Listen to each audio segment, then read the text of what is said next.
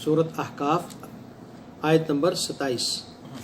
وَاتْلُو اور تلاوت کیجئے ما اوحی الیک اس چیز کی جو وحی کی گئی آپ کی طرف من کتاب ربک آپ کے رب کی کتاب میں سے لا مبدل نہیں ہے کوئی بدلنے والا لکلماتی اس کے کلمات کو وَلَن تَجِدَ اور ہرگز نہیں تو پائے گا من دونہ اللہ کے علاوہ ملتحدہ کوئی پناہ جائے پناہ. وَاصْبِرْ صبر کا معنی کیا ہوتا ہے؟ روک لینا. وَاصْبِرْ نَفْسَكَ اور روک کر رکھو خود کو مع الذین ان لوگوں کے ساتھ یدعون ربہم جو اپنے رب کو پکارتے ہیں بالغداتی والعشی صبح اور شام. کہتے ہیں نا غد، یہ ہم آج کل بکرا کہتے ہیں. ویسے بکرا کا معنی کل نہیں ہوتا، بکرا کا معنی صبح صبح ہوتا ہے. تو کل کے لیے ایک لفظ بولا جاتا ہے غد، مستقبل کے لیے بھی یہ بولا جاتا ہے.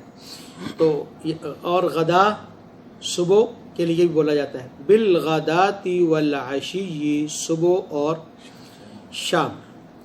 یریدون وجہہ اللہ کو خوش کرنے کے لیے، اس کی رضا، اس کا چہرہ، اس کی رضا چاہنے کے لیے.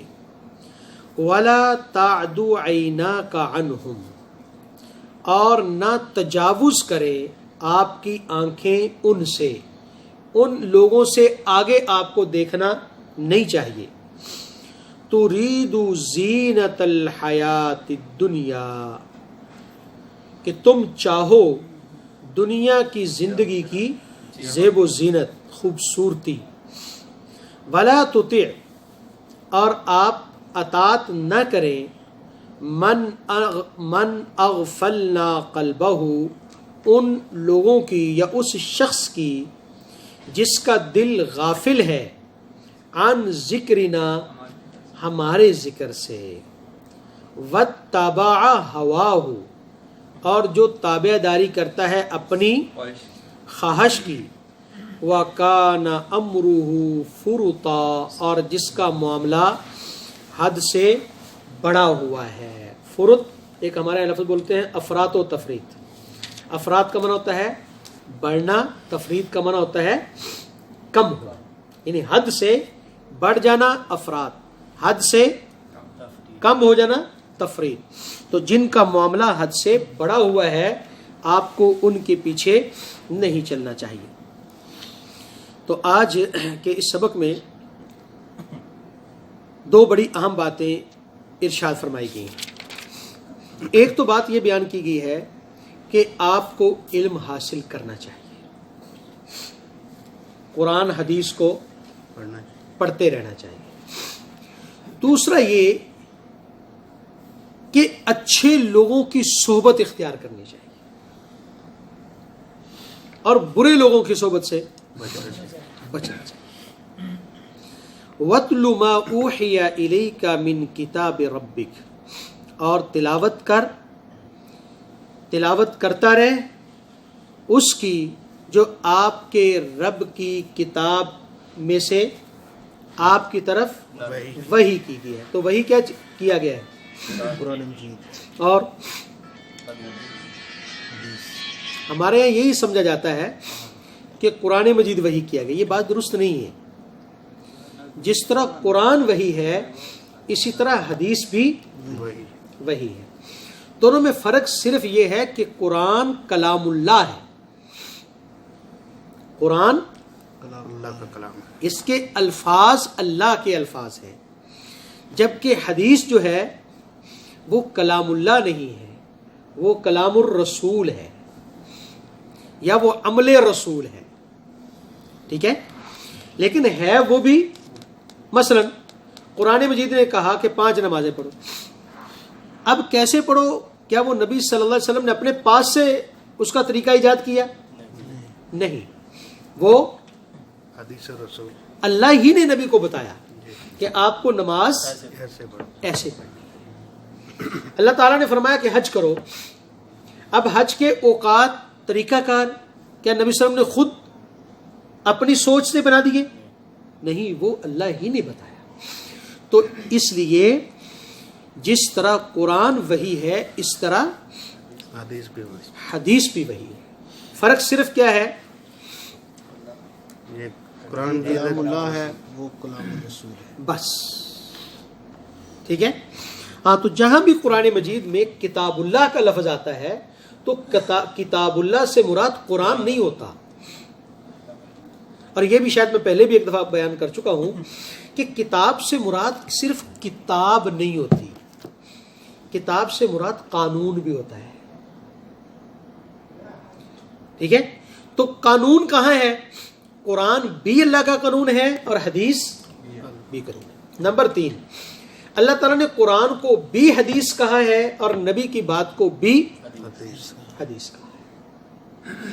تو اس کے علاوہ دونوں کی حجیت میں کوئی فرق نہیں ہے۔ یہ نہیں ہے کہ جو بات قرآن سے ثابت ہوگی تو وہ مسئلہ اہم ہوگا، جو حدیث سے ثابت ہوگی وہ اہم نہیں ہوگا، یا قرآن سے ثابت ہونے والی چیز زیادہ ضروری ہوگی اور حدیث سے ثابت ہونے والی کم ضروری ہوگی، ایسا نہیں ہے۔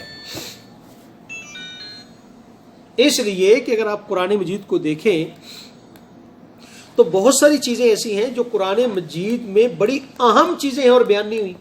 مثلا نماز کا طریقہ بیان نہیں ہوا، تو اب نماز بغیر کسی طریقے کے پڑھی جا سکتی ہے۔ دوسری عبادتیں بھی اسی طرح ہیں، مثلا یہ تو قرآن نے کہا زکوٰۃ دو، کب دیں؟ بلکہ عجیب مزے کی بات ہے کہ اللہ تعالیٰ نے زکوٰۃ کو نماز کے ساتھ بیان کیا ہے، تو اس کا مطلب تو پھر یہ ہوا کہ جتنی نمازیں اتنی، ہاں 5 مرتبہ نماز پڑھو، 5 مرتبہ زکوٰۃ دو۔ تو قرآن مجید نے صرف یہ کہا کہ یہ کرنا چاہیے آپ کو، کیسے کریں؟ فرمایا میرے نبی سے پوچھو، وہ آپ کو بتائیں گے، ٹھیک ہے۔ ہاں، جس طرح ایک فیکٹری کا مالک کہتا ہے بھی یہ فیکٹری چلنی چاہیے، اب کیسے چلنی چاہیے؟ یہ اس کا جو مینیجر ہوتا ہے، یہ اس کی ذمہ داری ہوتی ہے کہ وہ 2 شفٹیں 12 گھنٹے کی لگائے، وہ 3 شفٹیں 8 گھنٹے کی لگائے، وہ کسی کی ڈیوٹی باہر لگا دے، کسی کی ڈیوٹی اندر لگا دے، یہ اس کی ذمہ داری ہوتی ہے۔ تو اسی طرح اللہ تعالیٰ نے فرما دیا اور اپنے نبی کو سکھا دیا، آگے یہ نبی کی ذمہ داری ہے کہ اس کا طریقہ لوگوں کو بتائے، لیکن دونوں کی حجیت میں فرق نہیں۔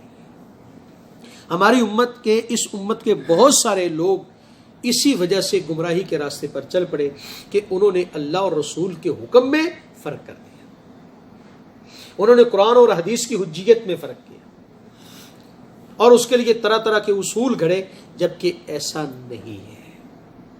اس لیے اگر حدیث کو کوئی نہیں مانے گا تو اصل میں وہ قرآن کو بھی نہیں مان رہا،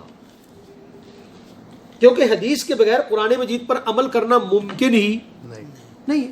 آپ نماز نہیں پڑھ سکتے، آپ زکوٰۃ نہیں دے سکتے، آپ حج نہیں کر سکتے، تو پھر کریں گے کیا؟ اکیلا نام تو بھائی نماز پڑھو، زکوٰۃ دو، حج کرو، روزہ رکھو، یہ نام تو اسلام نہیں ہے نا، ان پر عمل اسلام اور عمل حدیث کے بغیر نہیں ہوتا، ممکن نہیں۔ اس کے بعد فرمایا لا مبدل لکلماتہ، اللہ کے ان کلمات کو، اللہ کے احکام کو کوئی بدلنے والی چیز نہیں ہے، یہ آخری دین ہے، آخری رسول ہے، کوئی چیز اس کو بدلنے والی نہیں ہے۔ وَلَن تَجِدَ مِن دُونِهِ مُلْتَحَدًا، اور اس کو چھوڑ کر، اگر چھوڑ دیا تو اللہ کے علاوہ کوئی جائے پناہ ہے تمہارے پاس؟ جب اللہ کے علاوہ کوئی جائے پناہ نہیں ہے تو پھر ماننی بات کس کی چاہیے؟ اللہ کی۔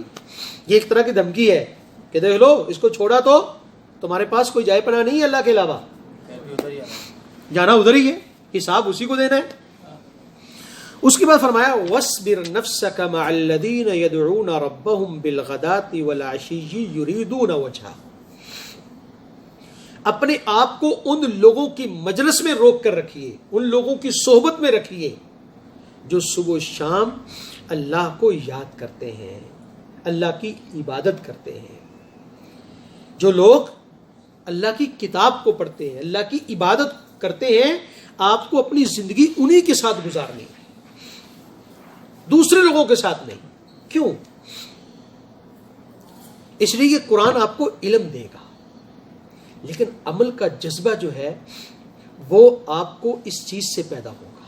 اگر آپ نیک لوگوں کی صحبت میں بیٹھتے ہیں تو آپ کے لیے نیکی کرنے کا جذبہ آپ کے اندر پیدا ہوگا اور نیکی کرنی آسان ہو جائے.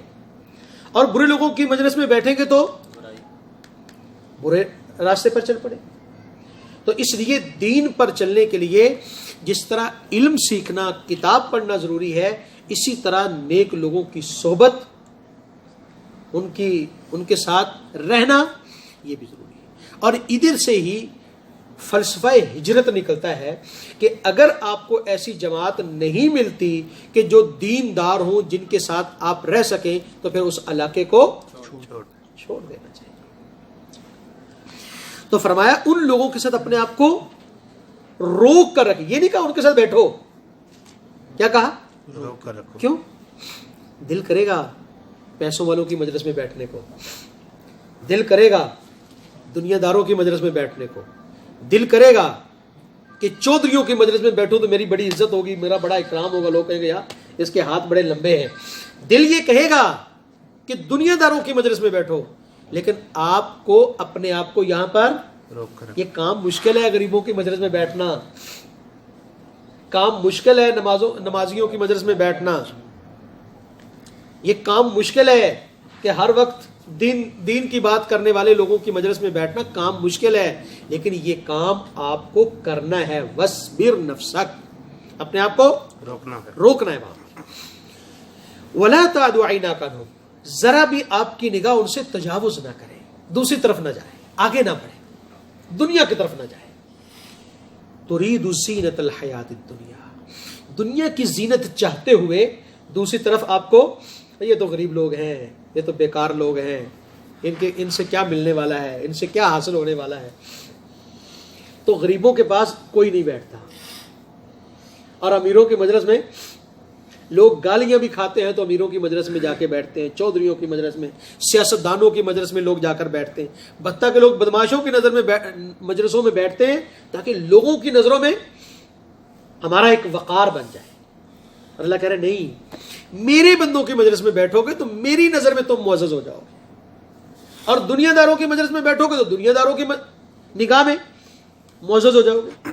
تو اس لیے وَلَا تَعْدُ عَيْنَاكَ عَنْهُمْ, آپ کی نگاہ ذرا بھی ان سے آگے نہ بڑھے.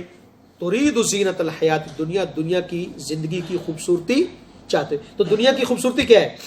پیسہ, عزت, دنیا میں عزت, طاقت, یہ چیزیں دنیا کی خوبصورتی ہیں. ٹھیک ہے, دنیا کی خوبصورتی کے لیے نہیں, اللہ کو راضی کرنے کے لیے. اور فرمایا وَلَا تُطِعْ مَنْ, اس کی مزید تفصیل, وَلَا تُطِعْ مَنْ أَغْفَلْنَا قَلْبَهُ عَنْ ذِكْرِنَا, اور ان لوگوں کی بات ہرگز نہ ماننا جن کے دل ہمارے ذکر سے غافل ہے. رسول اللہ علیہ وسلم سے پوچھا کہ اللہ کے نبی, اللہ کا ولی کون ہوتا ہے؟ فرمایا جس کو دیکھ کر اللہ یاد آ جائے, جس کے پاس بیٹھنے سے انسان کو اللہ یاد آئے. اور جن کا دل ہمارے ذکر سے غافل ہے ان کے پیچھے نہیں چلنا, ان کے ساتھ نہیں بیٹھنا. وَاتَّبَعَ هَوَاهُ, جب ہمارے ذکر سے غافل ہے تو پھر کس پہ چلتا ہے؟ اپنی خواہشات پر چل رہا ہے, اپنی مرضی کر رہا ہے, اپنی مرضی کی زندگی گزار رہا ہے. تو فرمایا ان کے ساتھ آپ کو نہیں بیٹھنا, ان کی بات نہیں ماننی. وَكَانَ أَمْرُهُ فُرُطًا, اور ان کا معاملہ اعتدال پر نہیں. اسلام اعتدال کا نام ہے. اس سے جب بھی کوئی آگے بڑھتا ہے تو وہ افراط ہے, پیچھے ہٹے گا تو تفرید ہے. ٹھیک ہے, تو فرمایا ان کا معاملہ حد سے بڑا ہوا ہے, لہذا ان کے پاس آپ کو نہیں جانا, ان کے ساتھ آپ کو نہیں بیٹھنا, ان کی بات آپ کو نہیں ماننی. بس جی. اگر آپ کو ہماری یہ ویڈیو پسند آئی ہو تو چینل کو لازم سبسکرائب کریں اور نیکسٹ ویڈیو کے لیے بیل آئیکن کو کلک کریں. جزاکم اللہ خیر.